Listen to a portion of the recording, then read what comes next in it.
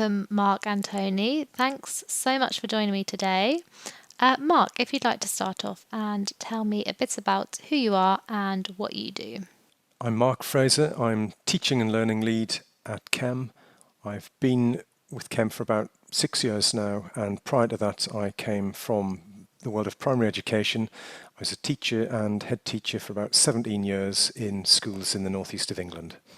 So at the moment I work with the team that develops assessments and guidance and feedback materials for teachers in the UK and internationally. And Tony, please tell us a bit about what you do. My name is Tony Emmerson. I'm the Senior Deputy Head at the English College in Prague. We're a HMC school that teaches very much the British model. Before working out here, and I've been here for 15 years now, I used to teach for the Girls' Day School Trust in the UK. I'm responsible for assessment, curriculum, data, those sort of things, as well as day-to-day operations. So I would say that my specialism is working with these tools in a way that colleagues and students are going to find as effective as possible. Thank you. And Mark, could you tell me a bit about the assessments that Chem offer for schools and for what purposes? Certainly, we have a wide range of assessments. I speak mainly about the computer-based systems that we have, and they range from a system we call BASE, which is a system that you can use for children in reception class. Basically, when they're coming into school, it's a really good way of finding out what children know and can do so that teachers can target the resources and the support that these children need. And we move up through the age range, through, again, just all computer-based systems here with our quirky little names for them. So we have INCUS next, which is the Innovative Computer Adaptive System, which is a primary assessment. This is suitable for children between the ages of about 6 and 11. And we look at basic knowledge and skills in literacy, numeracy, and non-verbal reasoning. And we build up a holistic view of what a child is able to do. And one of the unique things about INCUS is it's a great way of benchmarking children against age-related expectation. It's a good way of teachers to see, again, who's doing well, who needs to be challenged and pushed on, who needs a bit of support, and a useful classroom tool. Again, schools typically use this every year, every 2 years, and just build up that profile as children progress through the primary phase. We also have our secondary systems, which are a little bit different, and there's a family of systems. We have MIDIUS, it's the middle years information system. That's suitable for 11 to 14-year-old students. YELIS, the year 11 information system, that's kind of years, the top end of the secondary range, ages 15 to 16, and then ALICE, the A-level information system for students of about 16 to 18 years old. And those three systems tend to be fairly forward-looking in the first instance. Students can take an assessment, and based on the sea of data that we have, we know in relation to how they've performed, because we've got a fabulous database which tells us what students in the past did in terms of the assessment and what their outcomes were at GCSE or A-level. So we've got a very robust predictive model. So it's a good way of looking forward, predicting what likely outcomes may be. But they're predictions. And also, if that information, as I've said, GCSE and A-level results is fed back into the system, then that gives schools the ability to calculate value added. So in a nutshell, there's a whole suite from across the phases from early years up to the age of 18. And Tony, can you tell me a bit about the assessments that you have utilised in your school? We're a secondary-only school, so the ones that are most useful to us are the MIDIUS, YELIS, and the IBE, the International Baccalaureate Evaluation, that Mark was referring to. And we find those absolutely invaluable for when students join our school and also at regular checkpoints throughout. So everyone does the MIDIUS if they join in Key Stage 3, At the start of what is our Key Stage 4, we put everyone through Yellis, and then everyone does the IB version of Alice before they start on their sixth form programme. We then combine and compare this information with our own assessments. We have entrance exams in English, mathematics, and non-verbal reasoning. And this can be really good for producing a rich picture of a student's abilities, because we can compare how they do in our English exam that tests a variety of skills with the very vocabulary focused testing that you get from Chem. And this is very good for showing, for instance, when a student has what we would refer to as superficial fluency, they can write a nice little sentence, they can hold a nice cheery little conversation with you, but the depth of their vocabulary isn't so deep. So by using this and a few other reading type assessments like Accelerated Reader, we try and create this really 3D profile of a child's strengths and weaknesses on the way in. And Mark, could you tell me a bit about how we distinguish between assessments and testing? Yes, a very interesting and almost philosophical question, I think. And I suppose it's a matter of semantics in some ways. This is something I've looked into in terms of my academic background, and I'm yet to sort of come up with a sort of a cast iron definition. And I think sometimes these words unhelpfully are used quite interchangeably. And I know through experience that the term test is a far more emotive word and I think carries with it some negative connotations, certainly perhaps the notion of passing or failing, whereas assessment is a more rounded and holistic approach perhaps to finding out about your students and understanding what they know and can do and what they need to focus on next in order to move on. So I suppose Chem tends to refer to our products as assessments when they're sort of the computer-based systems, and the more formal, say we do produce paper-based sort of entrance products for schools, who are selective and need to sort of choose pupils to enter their school. They tend to be referred to as tests. So suppose there's this, in some ways, I think of a test as being more of a summative tool. It's measuring to a particular threshold of understanding, and I think assessments as being more formative and providing actionable information to teachers and learners. But what it doesn't get around, I suppose, is we need to be sort of very concrete and very clear about what the intended purposes of whatever the instrument is and how that information is used. But again, very happy to talk about that with anybody who's interested, because it is a fascinating subject for people who are sort of fairly niche in terms of their assessment interest. And Tony, I wonder if you could tell me a bit about how often you're assessing the students at your school. I think we have another philosophical question here. I'm sorry, Penelope, you're probably going to find it quite hard getting a totally straight answer from any of us on any of these things. Because I would raise the question, when are we not assessing them? This process of assessing them, how are they doing, I view, and I expect to be, almost continual. There are these formalized points, and we have 3 progress checks during the year and the end of year reports where grades are put into the information system and action is taken. But the assessment is taking place on a day-to-day basis through either major pieces of work or end of topic testing.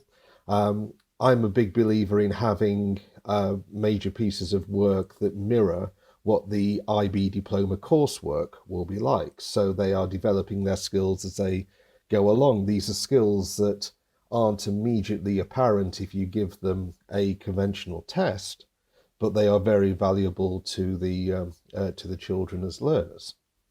Our approach is looking for, as I mentioned before, creativity, analysis, and evaluation, and these are things that can be assessed through extended pieces of work, through conversations. I would argue that you can assess and should be assessing anything where you can verify the integrity of the information that you get. And of course, this has been an issue with remote learning. Uh, they can cheat. They can cheat very easily. You've got no idea what's going on outside of that webcam. And unless you're going to request their parents put CCTV all over the room from every angle, this conventional model of controlled conditions no longer exists. So that's where getting them to produce work that would be very hard to either plagiarize or crib from somewhere else provides the route to assessing accurately. We've been forced, because of the lockdown, because of the closure, to open our minds to the way that we assess. And I will be slightly provocative and say that I think that it's a good thing. So these formalized assessment points, I think, should always come at times during the academic year where the information can be used to stage interventions if necessary, which is why actually end-of-year reports, so they're the nice things for the parents to keep, and they require a lot of effort from teachers, are of limited use in terms of intervention, because it's telling you what they know at the end of the spring, and that may bear very little relation to what they know on the 1st of September. So these points spread throughout the year as formal points where it's recorded, but assessment, I would argue, should be going on all the time. I think that if you ask a teacher how the pupils in their class are doing, they will quite often be able to give you spontaneously a rundown of how each child is doing and what their strengths and weaknesses are. If you ask them a more formal question about, can you give me an assessment of each pupil, suddenly, like the difference between the word test and the word assessment, it starts taking on a bit more of a connotation. But the question, how is that child doing? You'll find a lot of teachers can give you a fairly good answer to that, and what that child would do in a test will only back up the teacher's opinion rather than shape it. And speaking of remote learning and teaching, Mark, how do you think assessments and student data have been able to facilitate this period of remote learning? Well, last year we certainly had a lot of interest internationally at the height of the crisis, and we did a lot of work in opening up our systems so that home access could be facilitated, so that teachers could find out more about their students. Certainly because they were suddenly put on the spot, and I think nobody at the start of that academic year would have imagined the way it all panned out in the end. Teachers were suddenly required to provide teacher-assessed grades, perhaps for O levels, GCSEs, IGCSEs, IBE, A level, all across the range of qualifications, and we hope our systems acted as a useful item in the toolkit that teachers were able to access quite quickly and pull together a body of evidence on which to base their predicted grades. That said, we always advocate that information from Chems systems is used alongside all of the other sources of evidence that schools and teachers have relating to student performance. And as Tony has just mentioned this, these other sources of evidence are incredibly valuable and must not and should not be overlooked. And I agree completely, with what Tony went on to say in terms of, last year, I think the circumstances revealed quite a few weaknesses in the traditional examination system, and teachers were called to act quite quickly. And if we were able to help, that was great. But it does leave the question as to what the future looks like wide open.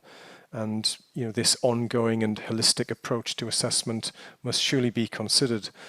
One of my favourite academics, if you like, is a Van der Vleuten in the Netherlands, and they have a really nice take on holistic assessment. They've modelled for the mainstream education practice based on practice in the medical world, and certainly one of their pillars of their work is that no assessment does it all. So building up this broad picture is essential, and hopefully using Chem assessments can be one tool in the toolkit which would allow you to do that.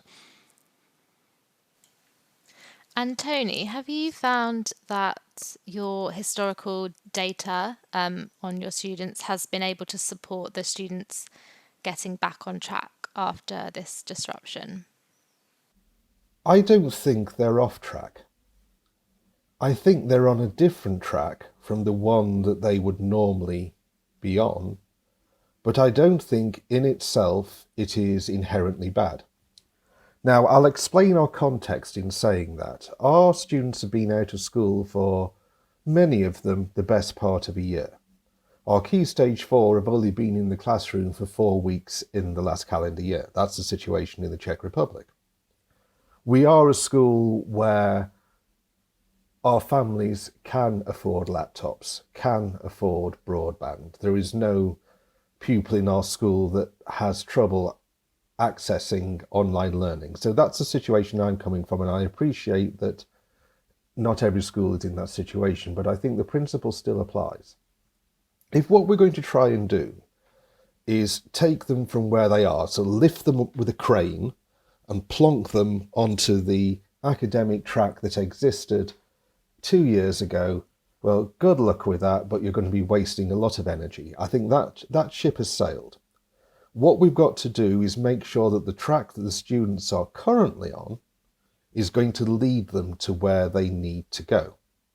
So the way that I'm proposing that we approach that, and this is just one model, is when they return to school, and we know that they're actually going to return to school and not be in and out through a revolving door system, they will have diagnostic assessments in every subject that they're doing in order to work out areas of strength and weakness, because I don't think it's just a case of what's been lost. I'll give you a practical example. Before I became more of a desk jockey, I was a chemistry teacher, and I still teach a little bit of chemistry. Obviously, we haven't been doing any practical work when they've been out of school, apart from a couple of little experiments they can do at home. But I have been using that time to do some quite sophisticated data analysis exercises with them. So giving them sets of data, and they've been working on electronically plotting the graphs, evaluating it, comparing it to what it should be. Skills that they would not normally acquire for another couple of years. So I think an audit is needed, both of the areas where they are weaker than expected, but also the areas where they are potentially stronger than expected, because teachers have been busy. Teachers have been working hard, doing what they can with the materials that they have available. They have still been teachers, and the children have still been learners. So have that audit, and then plan what needs to be done to get them to the point, whether it's GCSE, A-level, IB, get them there successfully. Now, the baseline testing will perform a very important function here, as will historic data, is it will allow us to recalibrate our expectations and make sure that even after a year away, we know from the numbers that we're holding from the baseline tests who should be at the top end, who should be somewhere towards the middle, and who's probably going to be struggling a bit anyway. And yeah, those pupils who would be struggling a bit anyway, it's important that they don't just get labelled as, lockdown learners who have suffered with this. They would have needed some support anyway. So using the baseline tests to ascertain our expectations, and then using historical data, I think mapped on top of that with the chances graphs and the standardized scores, to try and create individualized expectations and say to the students that this is where you should be aiming for, these are where the gaps are, this is where you're going to have to work on it. More than ever, and this is going to be hard on the teachers, I'm not saying this is easy at all, it's going to require a personalized approach to learning, because the students have really, it's been a polarizing experience for them. Some, I've found, have actually enjoyed the lockdown Despite what the extroverts will tell you, it's not just extroverts in this world. And we found that some who are self-regulating and sort of quite quiet, introverted, have really flown. And they've actually been having quite a good time. They enjoy working from their bedroom. Whereas those that need school to provide this external framework of discipline, or indeed the social cohesion throughout their teenage years, they've really suffered. So the difference between both ends is bigger than ever, and as such will require new solutions. So baseline testing to remind ourselves of the expectation for each child, historic data to keep in our mind how this maps onto real achievement, and then a lot of hard work, but it needs to be eyes on the future. It needs to be eyes on the prize. Now, I think, Tony, you gave a really great, well-rounded answer there, but Mark, I just wondered if you had anything to add. No, I was just going to say, I think I can just go and have a cup of tea at this point. I think Tony's answered the question beautifully, I think. And it was, again, I can maybe just add, I would agree with pretty much everything that was said there in terms of the disruptions affected different children, affected children and young people in different ways. Some will have thrived, receiving more attention than they otherwise would have. Some will have received virtually no support at all. And as we've just heard, the skill is going to be identifying where the issues sit. And as teachers know, the range of abilities and skills demonstrated by their students is often wide. And this year, the disparities between children's educational and social experiences over the past year will greatly exacerbate this gap, magnifying the disadvantages and allowing some children to slip even further behind, whatever that means, because I think the world has been turned on its head. So Chem does have that sort of historical baseline data, but again, we are thinking very carefully about what that means in the future, because has the norm shifted completely? But from a practical point of view, what to do in the here and now, I would certainly advocate the benchmarking or baselining approach to begin with, just because I think it allows practitioners to develop a comprehensive overview of what their students can and can't do in the key aspects of learning. And that's the evidence you need for forming groups or various support systems where the interventions need to happen, targeting support where it's required, basically. And then I suppose further down the line, this will provide some useful evidence for us in terms of how that norm may or may not have shifted and how future progress relates to that and how it may be measured. And I think Chem, one of the great strengths of Chem is over the last 30 odd years, we have this enormous amount of student response data, and also for the secondary systems where those students moved on to in terms of their subsequent qualifications.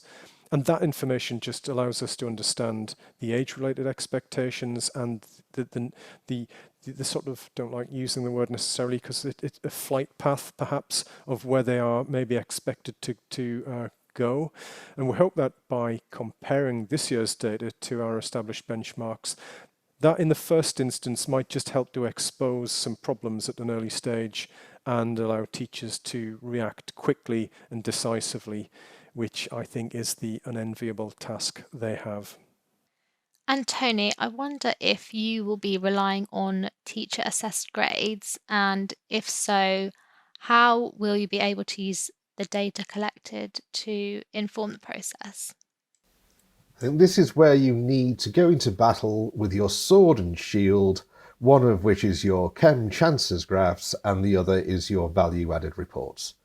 This is where they really do become so useful. You've got one document that, based on the baseline assessments that the pupils did, it gives broad indications of how they're likely to do in the formal assessment, whether that's IB, A-level, GCSE or whatever. But importantly, while you're holding that in one hand, in the other hand, you're holding your value-added report that is your evidence that the school is capable of allowing the children to reach those grades, or whatever it shows. International schools can have some very strange value-added reports because we're dealing with things like English as a second language, but they provide a track record that you can use as evidence to calibrate the predictions in the chances graph. To that, of course, you can add in other things, and it depends how long you've been locked down. So we've been like this for a year. So the amount of relevant, reliable test type material that you could use to persuade an exam board is relatively low because of so much of it being done at home. There may be schools where they've been in classrooms for a lot longer, and that can be added to it. If you're using a course that still has coursework like we do, that will still be a part of it as well. So that there are bits of information there, but while I normally try and stay clear of predicted grades per se as anything other than a conversation starter with students, with pupils, to see how they're doing and to see whether their self-image of how they're doing matches what the chances graph show. I think here you've got this excellent tool that says this is how they should be doing according to this predictive method, and this is the evidence of how our school relates to that predictive method, and the two together, I think, should make a compelling case. So we've spoken a bit about how assessment data would be useful under the current circumstances, but I just wanted to ask Tony, as a senior school leader, how do assessments in your school inform school policies? And I wonder if you could give me an example of a successful intervention. Of course. I think my first point is that all the assessment and data related policies that I think should exist in school should always be focused at student benefit. Because I think one of the main ways of getting teachers to engage with data, and not every teacher is a data fan. I presume that everyone listening to this is either really interested in assessment and data and the issues around it, or has been sent to listen to this as some sort of re-education for their sins. Yeah, we know that not everyone loves this stuff. But when it's about student benefit, then it creates policies that it's very hard for anyone to not want to follow. So in terms of how it informs our policies, I would never be using, say, a value-added report to tell a department that they're underperforming or something like that. There's plenty of ways to find out if a department's underperforming before the value-added report gets printed off. So I like to keep things nice and simple. And our tutors, the form tutors, they use the Chems standardized scores, they use the entrance exams, they use the reading assessments, and any prior information we hold, including if it's either from our school or where they've come from, and they produce a broad baseline expectation for each student. So a grade that we think that they should be getting across the curriculum. At the point of the official progress checks, we flag up those who are underperforming across the curriculum. And this picks out the coasters in a way that just looking for low performance doesn't. You know, chemistry or biology or mathematics can tell when one person has got an incredibly low grade. That stands out. And if it's just localized in that subject, I like to keep it a faculty matter. But where you're looking at that underperformance across the curriculum, that's somewhere where we can have whole school interventions. And again, I like to place the tutor and the senior pastoral team at the heart of it. This is another policy element to how I think data should be used in schools. It is both academic and pastoral, because a drop in academic performance can be a first indicator of serious pastoral problems. And also, we spend a lot of time talking about our underperformers, but what about our overperformers?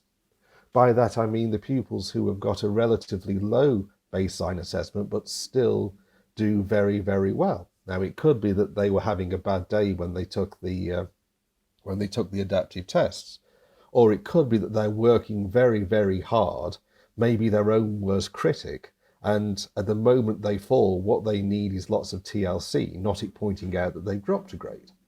So I think the policy should be looking after both ends. So I'll talk specifically about the underperformers.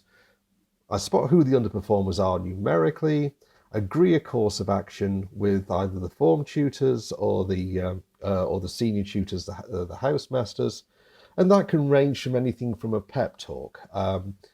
I find a pep talk is very useful with the coasters who you can't be telling them off because their grades are actually okay. What you're trying to tell them is they really should be flying. And to get them from okay to flying, you need them on side. You can't just force them into that. So I think sometimes quite an encouraging talk that they can see as an act of faith in their abilities rather than a telling off. In some cases, it's a bit more drastic with specific targets that are then shared with the parents and followed up in the subjects quite intensely. With every progress check, I then look back at the concerns list from last time, and you're asking me about success stories. I consider it a little success where anyone is taken off that list, and it happens a pleasing amount. Now, of course, you get your occasional big U-turns where someone starts off as an academic disaster and suddenly turns the corner and heads off to Oxford. But there's a limited number of those. Where I think the real work is done is this constant nudging, the increments of improving performance, of getting students to realise the potential. A word here, a nudge there, a letter home to the parents there, and just getting them to live up to the expectations that they should be having of themselves. I think you change the world one grade at a time doing this far more effectively than just focusing on one or two pupils and try and turn them round. But all this hinges on having an expectation that's externally calibrated of where each pupil should be. So that's where the baseline tests come in. You need that expectation, and you also need some sort of assessment that tells you how they're currently performing based on something you value. And Mark, do you think teachers having a deeper understanding of assessment and improved data literacy is important in giving insight to their everyday assessments in the classroom? Yes, I certainly do. However, I'm not convinced that everybody is operating at the optimum level of skill. And I do see through things like help desk inquiries and when I've been working in school, such an enormous gap between teachers and their levels of knowledge and understanding and data literacy. I know of some incredibly skillful and knowledgeable practitioners who have built very insightful and systems of their own, but also many teachers who are not so confident. Just as an illustration of this, about 3 years ago, I was working in a school and we were sorting through their assessment data with the senior leadership team, and one of the senior teachers I was working with seemed just to have absolutely no experience at all, or so it seemed. And as an indicator of that, they did not understand that Microsoft Excel, which is the spreadsheet package that we were using, was capable of adding together 2 digits in the spreadsheet to produce a total, never mind any of the more sophisticated functionality or statistics that were potentially available. And I think, in a nutshell, they could not form an overview of the data they had. Data seems to drive everything these days. It's central to practice in schools, but it's a double-edged sword, and it must be used in an appropriate and proportionate way. And I'm not sure that everybody, as Tony mentioned, loves data. So it must be made accessible and actionable, and that's increasingly the focus of future product development in Chem. But without that insight, it's very difficult to move on. And data, in particular, qualitative data, rather than sort of the traditional standardized scores, and other measures, grades that we would produce, that's essential to providing students with the actionable feedback they need in order to learn on and take their learning to the next step. I think there are some organizations out there, such as ResearchEd. I know other organizations are available, but they, just to pluck one out of the air as an example, are doing great work to upskill teachers and bridge that gap between educational research and real life in the classroom. And there are a lot of well-informed and skillful school leaders out there, as I mentioned, and it's good to see colleagues coming together to deepen their collective professional understanding. Assessment literacy is greatly underemphasized in initial teacher training and certainly in ongoing professional development. It's not actively encouraged from what I can see. And if I can indulge in a plug for your colleagues, Penelope, at the Cambridge Network, they run a series of courses, A101, 102, 3 and 4, which cover the basics of assessment, theory and data literacy. And I think if you're interested in finding out more, that would be a really good place to start. But yep, I think getting a secure understanding of data and how it can be used in an appropriate way in the classroom is certainly the way forward. And Tony, how does insight from assessment data empower your teachers? At its best, it really can empower them in two ways. I mean, quite often it will support and reassure them that their professional judgment is pretty much on the mark by being able to calibrate it to something from the outside world. And sometimes it will challenge them and cause them to rethink. And I would argue that not making a mistake in your judgment is also an empowering experience. I'd much rather be right than reassured any day of the week. But Mark's point about the understanding of data is absolutely crucial. To feel comfortable and empowered, people have to feel comfortable with it. And quite often people's first experience of using assessment data in a school, it'll be coloured and governed by the first school that they work in that does something with data or holds a strong opinion. So if your first teaching experience is in a school that uses data in a really positive, pupil-centred way, you'll think it's wonderful and empowering. And if it's used in some sort of teacher bashing, not very credible, hang everyone by their predicted grade sort of way, you'll think that it's terrible. So the empowerment really does come from understanding it.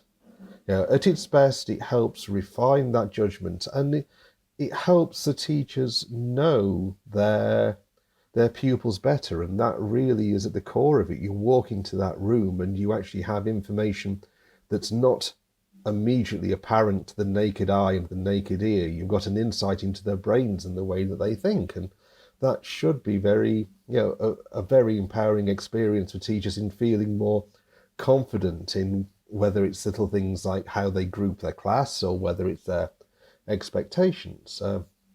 It gives you that extra information. And Mark, how are Chem assessments used to benchmark students and predict their capabilities?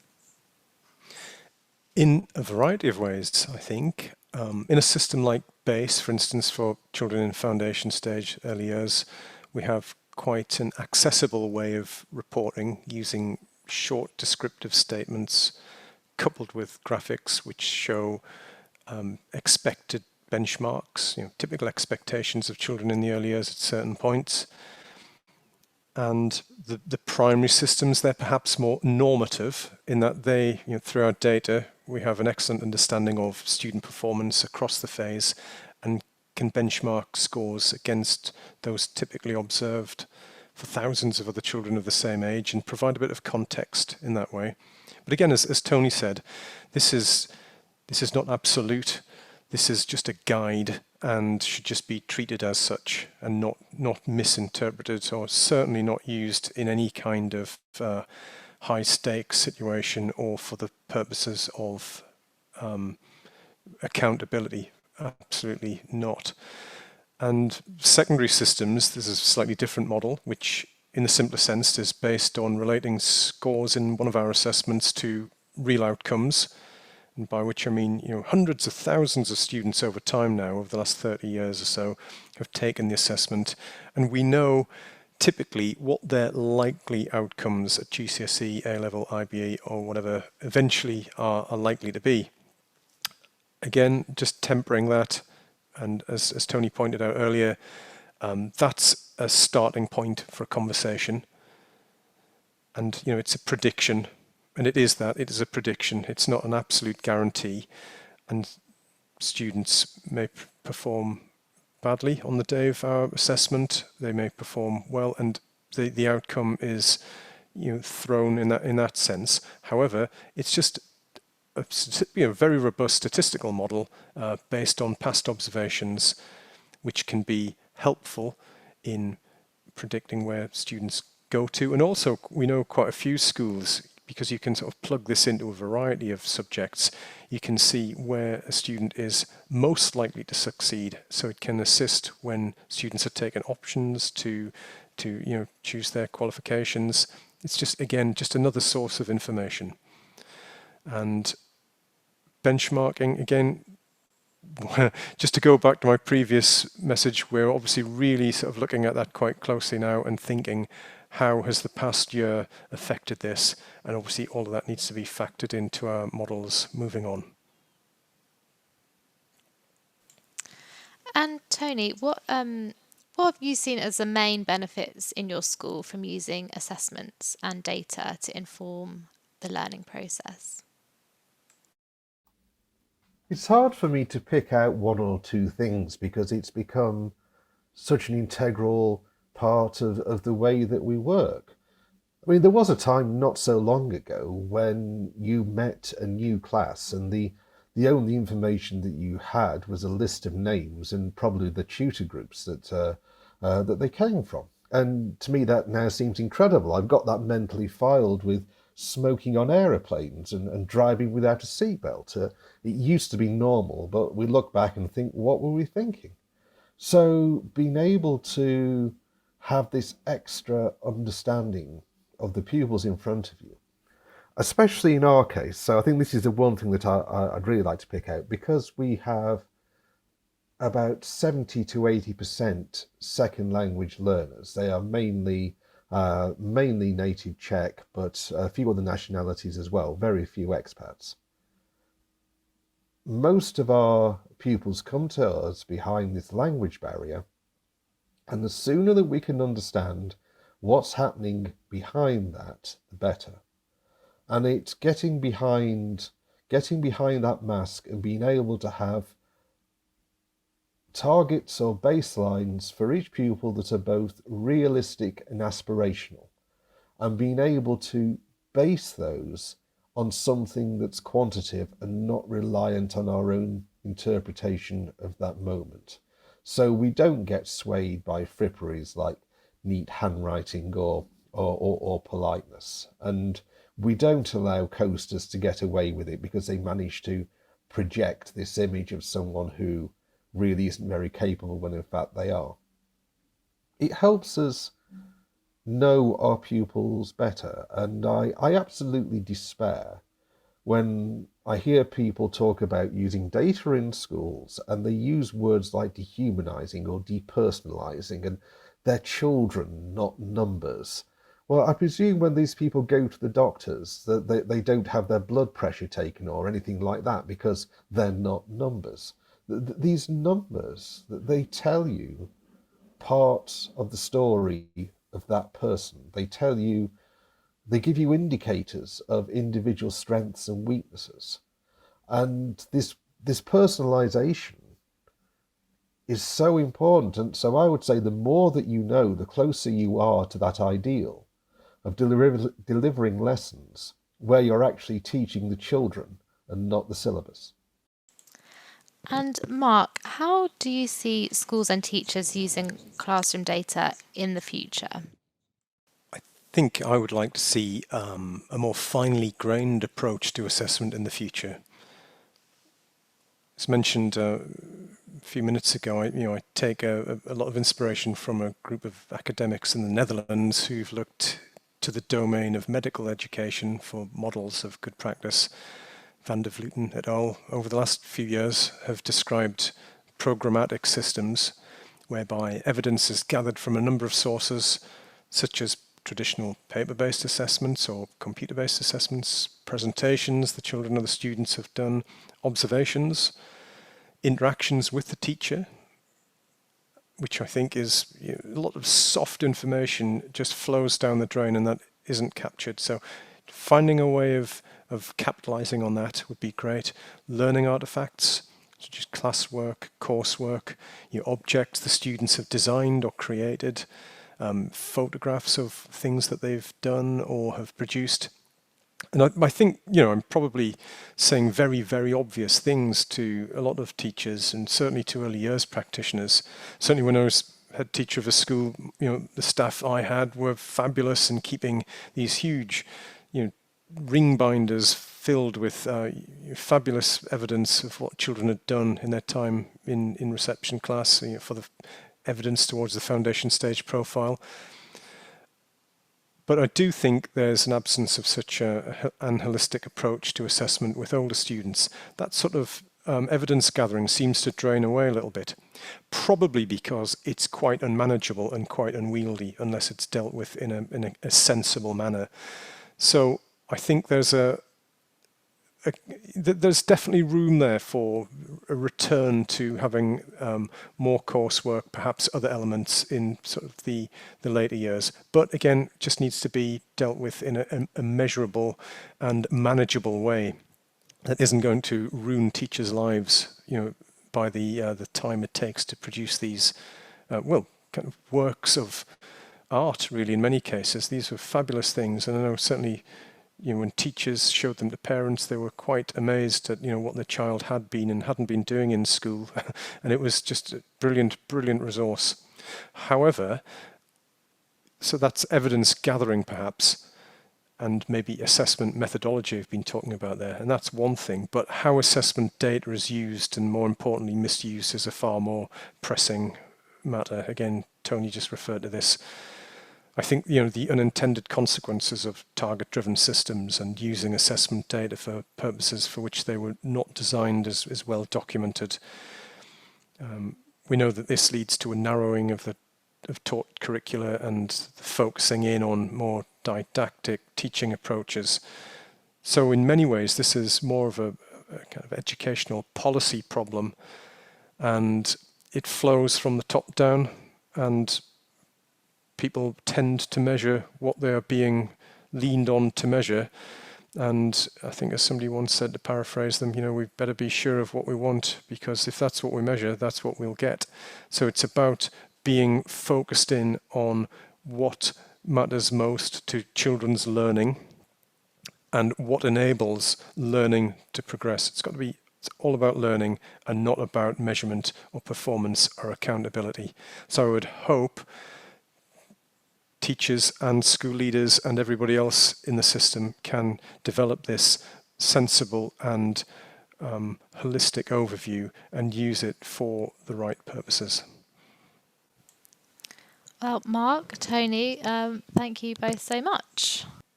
If you enjoyed listening to this podcast, you can find out more about the Assessment Network via the links in the description.